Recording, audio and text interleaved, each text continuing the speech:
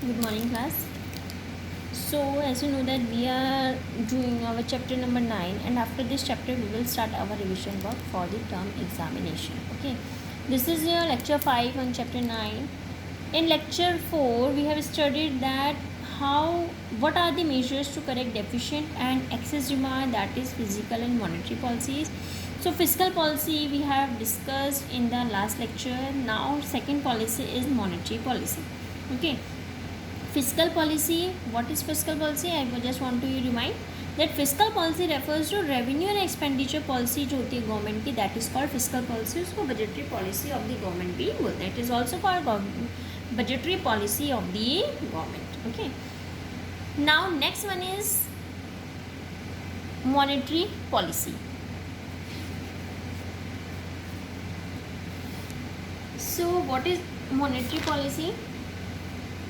Monetary policy के बारे में हम लोगों ने पहले भी पढ़ चुके हैं कि मॉनेटरी पॉलिसी क्या होती है, कौन वो करता है. Monetary policy is the policy of correcting excess और deficient demand in the economy by controlling the supply of credit. अगर हम क्रेडिट के सप्लाई को कंट्रोल करते हैं तो हमारी मॉनेटरी पॉलिसी की जो एक्सेस और डेफिशिएंट डिमांड की प्रॉब्लम है उसको करेक्ट कर सकते हैं. ओके, जो हमारी मॉनेटरी पॉलिसी होती है वो परस्यूट करती है by the central bank of the country. ये हमने सब लास्ट लेक्चर में लास्ट चैप्टर में पढ़ रखा है मॉनेटरी पॉलिसी के बारे में, इसलिए मैं सिर्फ आपको यहाँ पे ये बता रही हूँ कि ये परस्यूट करता है by the central bank of the India. ठीक है, इसके टूल्स जैसे मैंने आपको बताया था, bank rate, reverse repo rate, CRR, SLR, margin requirement, ये सारे इसके टूल्स होते हैं. ठीक है ना, we have discussed about it in the last lectures.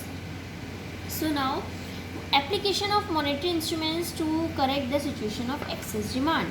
अगर हमें एक्सेस डिमांड की सिचुएशन को करेक्ट करना है, सो what are the applications of monetary instruments. First one is bank rate and repo rate are raise by the RBI as a follow up action. जो market rate है interest का, अगर वो is raise by the commercial bank. कौन बढ़ाता है उसको? Commercial bank.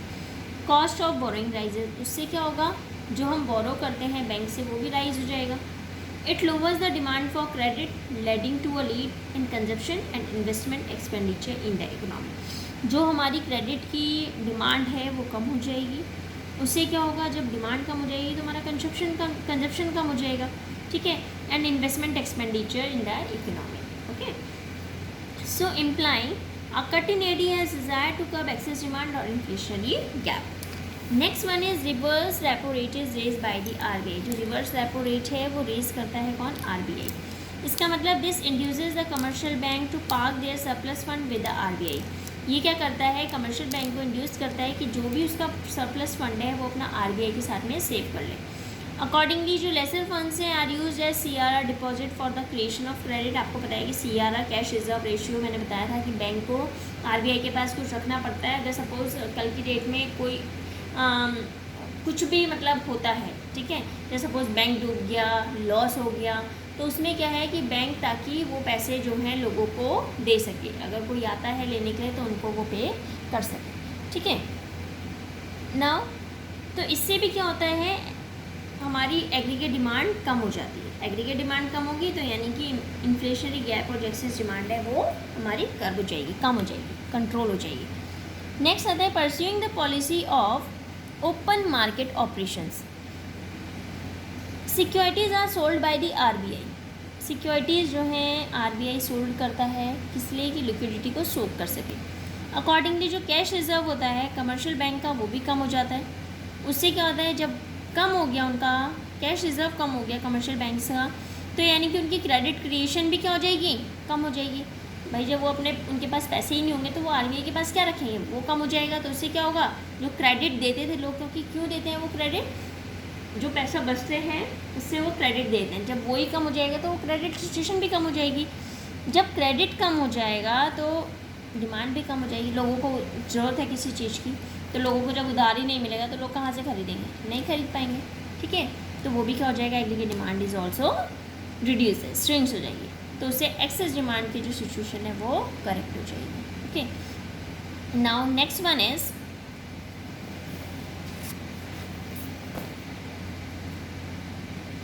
CRR is raised to lower credit creation capacity of the commercial bank. CRR को बढ़ाया गया है कि ताकि जो क्रेडिट क्रिएशन की क्या है कैपेसिटी है कमर्शियल बैंक्स की, उसको क्या कर सकें, कम कर सकें। जितना कम क्रेडिट होगा, लेस अवेलेबिलिटी होगी क्रेडिट की, तो उससे एग्रीगेट डिमांड भी हमारा कम हो जाएगा। जब एग्रीगेट डिमांड कम हो जाएगी तो एक्सेस डिमांड की जो प्रॉब्लम है वो भी क्या हो जाएगी, कम हो जाएगी। ठीक है, नेक्स्ट आता है SLR। SLR मतलब statutory liquidity ratio is raise, उसको हम बढ़ा देते हैं। It gives a warning signal to the commercial banks to maintain healthy cash reserve with themselves. ये एक वार्निंग सिग्नल होता है कमर्शियल बैंक्स को कि अपने पास कुछ हेल्दी कैश रिजर्व रखो।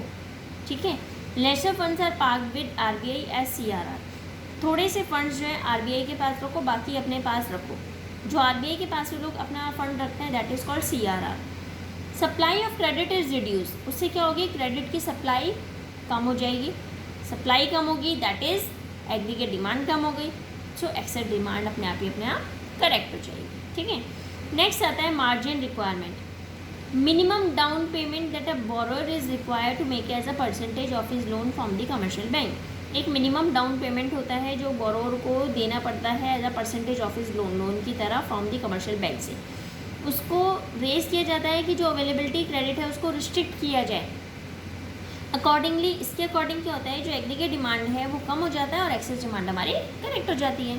ठीक है, नेक्स्ट आता है moral pressure is exerted by the RBI commercial banks to be selective and strict in lending. Commercial banks को क्या करते हैं, सेलेक्टिव होते हैं और स्ट्रिक्ट होते हैं पैसे देने में। When AD needs to be curb to correct the situation, जब उसको AD की जब ऐसी जरूरत पड़ती है कि उसको करेक्ट करना है सिचुएशन एग्रीगेट एक्सेस डिमांड की, तो उस टाइम पे क्या है, जो कमर्शियल बैंक्स हैं उनको स्ट्रिक्ट होना पड़ता है या RBI को मोरल प्रेशर देना पड़ रहा है कमर्शियल बैंक्स को। ओके, नेक्स्ट आता है क्रेडिट रेशनिंग इज इंट्रोड्यूस्ड।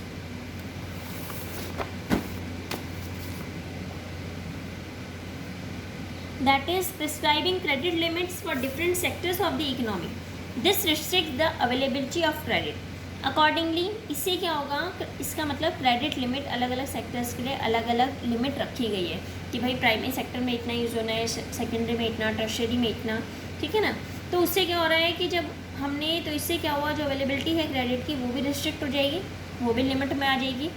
जब वो लिमिट में आएगी तो उससे एग्रीगेट डिमांड की प्रॉब्लम कम हो जाएगी और एक्सेस डिमांड करेक्ट हो जाएगा। ठीक है, so this policy reduces the availability of credit. इसने क्या करा, आपने हर केस में देखा होगा कि जो अवेलेबिलिटी है क्रेडिट की वो कम हुई है और इंक्रीज हुई है cost of the credit. Lower demand for credit leads to a fall in demand. जब डिमांड कम हुई है तो उससे क्या हुआ है, एक्सेस डिमांड की सिचुएशन करेक्ट हो गई है। ठीक है, नाउ अगर हम इसको डेफिशिएंट डिमांड की उसमें बात करते हैं कि डेफिशिएंट डिमांड की सिचुएशन को कैसे वो करते हैं, मैंने यहाँ पे लिखा नहीं है लेकिन मैं आपको ऐसी वर्बली बता रही हूँ। डेफिशिएंट डिमांड में क्या होता है, एग्रीगेट डिमांड को हमें बढ़ाना पड़ता है। डेफिशिएंट डिमांड में एडी कम हो जाता है ना, तो यानी कि आपको उसको करेक्ट करना है, तो यानी कि एग्रीगेट डिमांड को इंक्रीज़ करना है। RBI क्या करता है, चीप मनी पॉलिसी को परस्यू करता है। Availability of credit is raised, availability of credit को बढ़ाता है और कॉस्ट ऑफ क्रेडिट को कम कर देता है। भाई जो उनका इंटरेस्ट रेट वगैरह होता है उसको कम कर देता है। जब कम रहेगा तभी तो लोग क्रेडिट ले पाएंगे। ठीक है ना, so it is achieve by using the monetary instruments exactly the opposite way they are use in situation of existing demand. जो एक्सेस डिमांड में जितनी सिचुएशन यूज़ करें उसका बिल्कुल अपोजिट यहाँ पे यूज़ करेगा। ठीक है, तो जैसे कि कैसे कैसे हो सकता है, कॉस्ट ऑफ क्रेडिट को अगर हमने कम करना है तो हम कैसे कर सकते हैं, बैंक रेट और रेपो रेट को इंक्रीज़ कर दो, कम कर दो, डिक्रीज़ कर दो, उससे कॉस्ट ऑफ क्रेडिट कम होगा और अवेलेबिलिटी ऑफ क्रेडिट इंक्रीज़ हो जाएगा। रिवर्स रेपो रेट को कम कर दो, सिक्योरिटीज़ जो खरीदी जाती हैं उसको क्या कर दो, कम कर दो, ताकि लोगों के पास ज़्यादा से ज़्यादा पैसा रहे कि ताकि वो for the creation of credit के लिए यूज़ कर सकें। CRR को कम कर दो ताकि सप्लाई ऑफ क्रेडिट कम हो जाए। SLR को कम कर दो, उसमें सबका इंक्रीज़ करना है, इसमें सब उसका अपोजिट हो जाएगा। अगर आपको एक ही पॉइंट से आ जाएंगे you can write easily for the deficient demand. Okay, now last topic for this chapter is difference between monetary policy and fiscal policy. अगर आपको इसका डिफरेंस समझ में आ गया so you can write it by them yourself, but I have written here for your note. Monetary policy and fiscal policy. What is monetary policy? It is the policy of correcting excess or deficient demand. In the economy by controlling the supply of credit. ये क्या करता है, supply of credit को control करने के द्वारा deficient demand और access demand की प्रॉब्लम को सही करता है, करेक्ट करता है। लेकिन जो फिस्कल पॉलिसी है, फिस्कल पॉलिसी भी सेम है, it is the policy of correcting excess demand, वो भी वही काम करता है। लेकिन ये कैसे करता है, मैनेज करता है। ये फिस्कल पॉलिसी गवर्नमेंट का होता है ना, तो फिस्कल पॉलिसी में क्या होता है कि कैसे करेक्ट करते हैं एक्सेस डिमांड और डेफिशिएंट को, by managing revenue and expenditure of the government. Okay, second point, ये कौन परस्यू करता है, it is pursued by the central bank of the India and it is pursued by the government of the country. ये government of the country pursue करती है fiscal, ठीक है ना। मॉनेटरी पॉलिसी में क्या है, टूल्स मॉनेटरी पॉलिसी के कौन से हैं, bank rate, repo rate, reverse repo rate, open market operation, cash reserve ratio, स्टेटरी liquidity ratio, margin requirement etcetera. और इसमें क्या आएंगे आपके, गवर्नमेंट एक्सपेंडिचर, टैक्स हैं, बोरिंग्स हैं, public boring, boring from central bank, ये सारे इसके टूल्स हैं, ठीक है। तो ये इसका डिफरेंस था मॉनेटरी और फिस्कल पॉलिसी का। You have to do home assignment also. And now we have completed till chapter 9 from the book introductory macroeconomics. Okay, now from the next lecture that is from yesterday, नहीं from tomorrow Thursday. From Thursday we will start our revision work. After this, after your examinations will be completed, then we will start chapter 10 government budget and the economy. Okay, so you only two chapters are left, 3, 10, 11, 12, 3 chapters will be left only. Okay, we have completed till chapter 9. Now we will start our revision work. As you know that chapter 1 you have done also in unit. Okay, so first I will start revision work from the second, no I will start from first onwards. First से ही start करें क्योंकि अभी हमारे पास time है, तो हम easily कर सकते हैं तीनों चैप्टर को। नेशनल इनकम वाले चैप्टर में सिर्फ जो हमारा methods of calculating national income है, न्यूमेरिकल, मेन न्यूमेरिकल उससे स्टार्ट है, लेकिन आपके वो वाला इस टाइम नहीं आ रहा है, आपका सिर्फ नेशनल इनकम और रिलेटेड एग्रीगेट्स आएगा, ठीक है ना। तो इसका रिवीजन हम लोग अपने नेक्स्ट लेक्चर से स्टार्ट करेंगे, that is from tomorrow we will start our revision work and you have to complete these notes till these notes because whenever your notebooks will be check, I want your work from till here. मुझे यहाँ तक आपका पूरा काम चाहिए, chapter 9 तक पूरा काम कंप्लीट होना चाहिए हर एक बच्चे का, ठीक है, with your home assignment also. Home assignment होना चाहिए, जब भी कॉपी लेके आओगे उसमें डेट मेंशन करना, लेक्चर मेंशन करना and mention chapter number also, कौन से चैप्टर का कौन सा लेक्चर है, you have to mention all these. If you have not done then I will cut. अगर आपने कुछ नहीं लिखा होगा, डेट नहीं होगा, लेक्चर नहीं होगा, तो मैं पूरा पेज कट कर दूँगी, दोबारा करना। Okay, so complete your work and from tomorrow we will start our revision work. Thank you class.